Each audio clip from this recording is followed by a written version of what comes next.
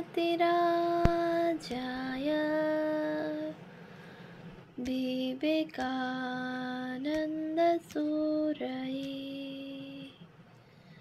सच्चित्सुखस्वरूपाय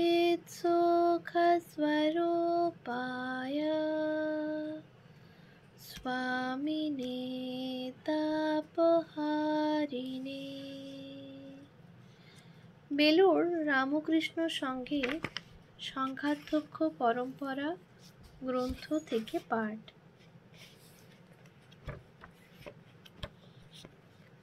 প্রথম পর্ব, পৃষ্ঠা 256, স্বামী গম্ভীরানন্দ।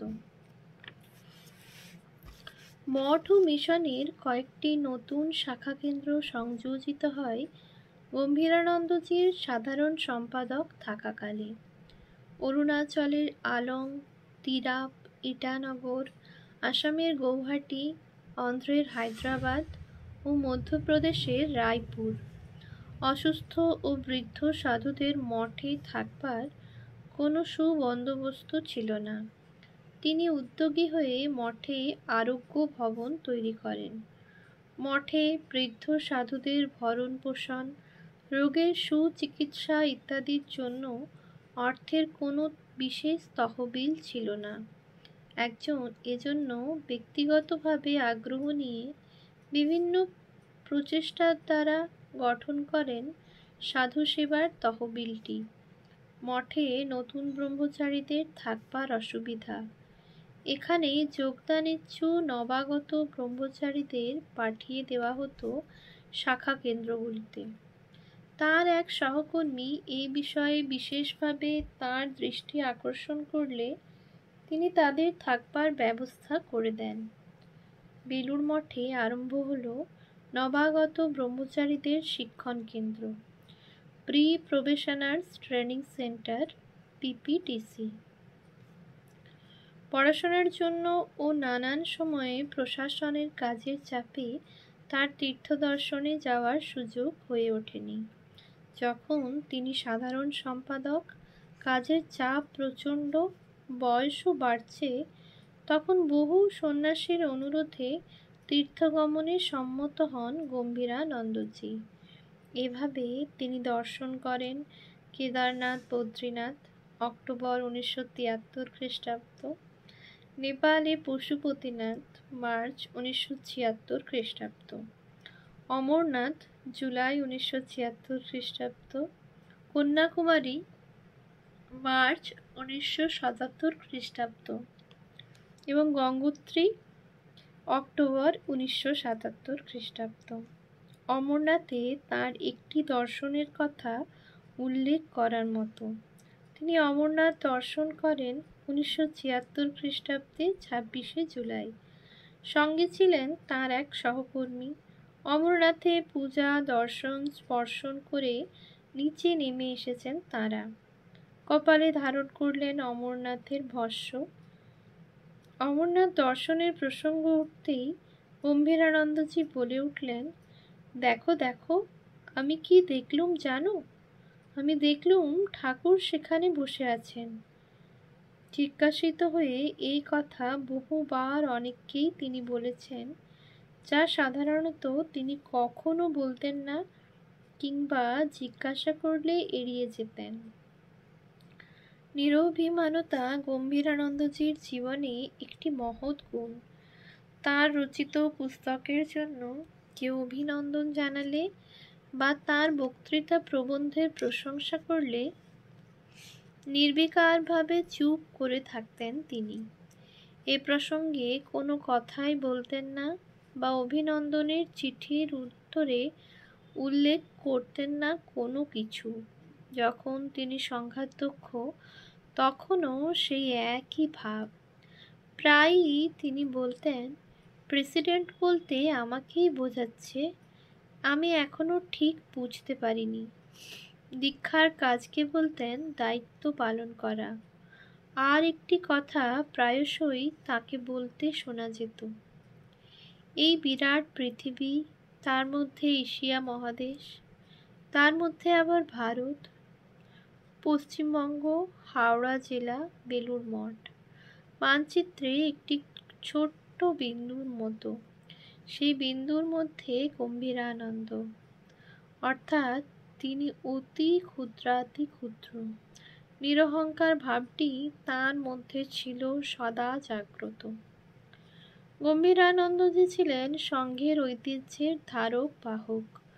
ঐতিহ্য যাতে কোনো প্রকারে বিঘ্নিত না হয় সেদিকে ছিল তার তীক্ষ্ণ দৃষ্টি। তখন তিনি সাধারণ সম্পাদক। একবার মঠে এসেছেন সহাধ্যক্ষ স্বামী ওঙ্কারানন্দজি। প্রধান কার্যালয়ের বাইরের বারান্দায় বেঞ্চিতে বসে আছেন তিনি। পাশেই দাঁড়িয়ে আছেন গম্ভীরানন্দজি। পাশ দিয়ে যাচ্ছিলেন এক তরুণ সন্ন্যাসী। ওঙ্কারানন্দজি ডাকলেন তাকে। আদর করে নিজের পাশেই বেঞ্চিতে বসালেন তরুণ সন্ন্যাসীটিকে।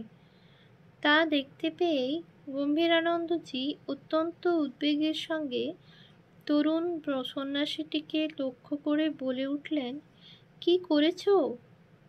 স্বামী ওঙ্কারানন্দজি মহারাজ এখন আমাদের সংঘের সহাধ্যক্ষ। ওর সঙ্গে একা আসনে বসা আমাদের ঐতিহ্য বিরোধী।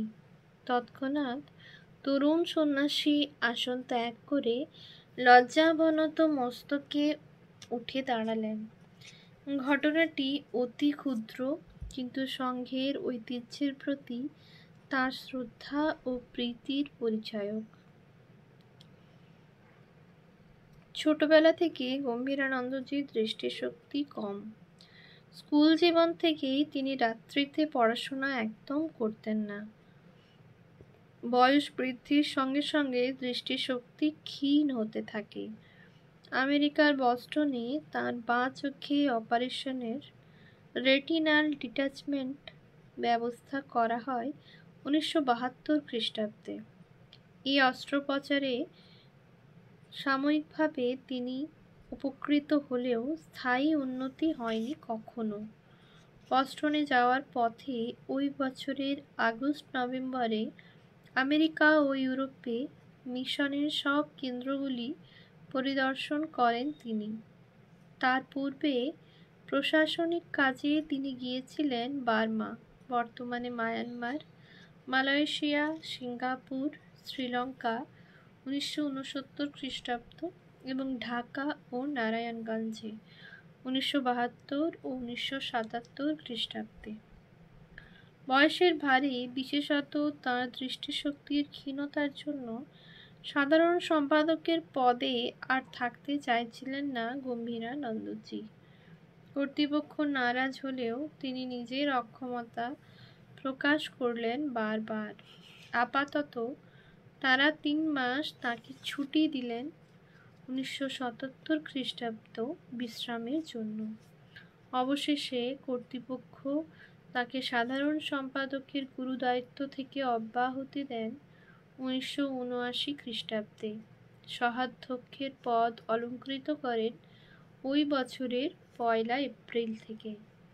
প্রায় 6 বছর ওই পদে ছিলেন। ওই সময়ের অধিকাংশ সময়ে তিনি রাঁচির মোরাবাদী আশ্রমে থাকতেন। মাঝে মাঝে মঠে আসতেন। সহাধ্যক্ষ হওয়ার পর তিনি মন্ত্রদীক্ষা দিতে আরম্ভ করেন। নিজের অসুবিধা কষ্ট সত্ত্বেও অকাতরে কৃপা বিতরণ করেছিলেন। সবকিছু উপেক্ষা করে মঠ ও মিশনের বিভিন্ন কেন্দ্রে, এমনকি বহু প্রাইভেট সেন্টারে তাঁর শুভাগমন হয়েছে। তিনি চাইতেন না যে তাঁর জন্য অন্য অসুবিধা ভোগ করুক। রাঁচি আশ্রমে ভক্তেরা তাঁর কাছে আসতেন, পাছে তারা বাজে কথায় সময় নষ্ট করে ফেলে, তাই তিনি তাঁর সামনে সদ্গ্রন্থ পাঠ আরম্ভ করতে বলতেন। কোনো একজন ভক্ত পাঠ করতেন আর সকলে শুনতেন। সহাধ্যক্ষ থাকাকালে মাদ্রাজে তার বাঁ চোখে ছানি ক্যাটারেক্ট অপারেশন করা হয় 1981 খ্রিস্টাব্দের 19 মে। এই সময়ে গীতা ও ছান্দোগ্য উপনিষদের সাংকর ভাষ্য ইংরেজিতে অনুবাদ করেন তিনি। এর মধ্যে তিনি মরিশাসে গিয়েছিলেন 1981 খ্রিস্টাব্দ সেখানকার মন্দিরে শ্রী শ্রী ঠাকুরের মর্মর মূর্তি স্থাপনের জন্য। রাঁচি থেকে গম্ভীরানন্দজি এসেছেন বেলুড় মঠে। তার 14-15 বছরের এক শিষ্যা প্রায়ই তাকে দর্শন করতে মঠে আসে। মেয়েটির মা অপরের বাড়িতে কাজ করে সংসার চালায়। মেয়েটি থাকে অন্য একজনের বাড়িতে। বহির্মুখী মন তার। একদিন মঠে এসেছে তার অভিভাবিকার সঙ্গে। সে পূজনীয় মহারাজকে বলছে যে গঙ্গায় ঝাঁপ দিয়ে আত্মহত্যা করবে। শুনে চমকে উঠলেন তিনি। জোর দিয়ে বললেন, কি বললি? গঙ্গায় আত্মহত্যা করবি? এভাবে আত্মহত্যা করলে তুই পেত্নী হবি। তোর অভিভাবিকা যা বলছে তা শুনে চল, এতে তোর ভালো হবে। মেয়েটি তার গুরুর কড়া ধমকে নিজের ভুল বুঝতে পারল। গুরুর কথা পালন করে নিশ্চিত অপমৃত্যু থেকে রক্ষা পেয়েছিল মেয়েটি। আর এক ভক্ত দম্পতির মধ্যে চলছিল খুব মনোমালিন্য। অবস্থা এত দূর হয়েছিল যে বধূটি উদ্যতা হয়েছিল আত্মহত্যা করতে। কি হলো তার মনে? একদিন সে তার গুরুদেবের কাছে সব জানালো।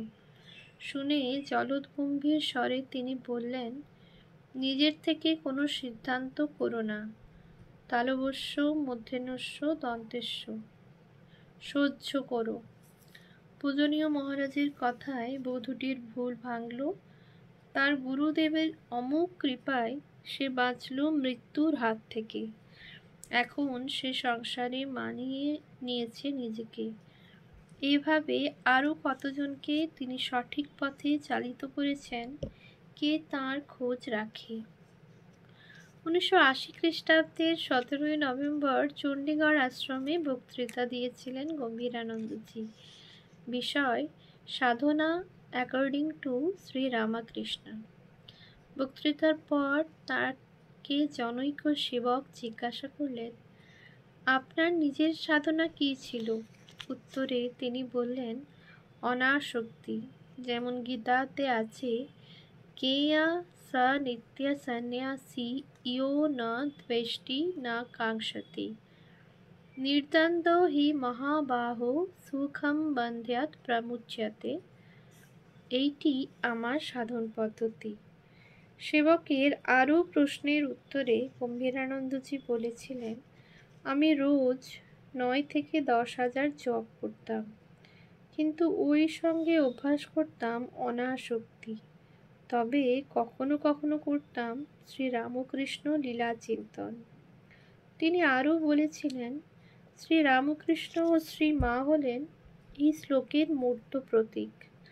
আজকাল আমি দেখি শ্রী রামকৃষ্ণকে হৃদয় মাঝে স্বর্গীয় দ্যুতিতে বসে আছেন। না চাইতে কখনো কখনো আমার অন্তরে আবির্ভূতা হন শ্রী মা।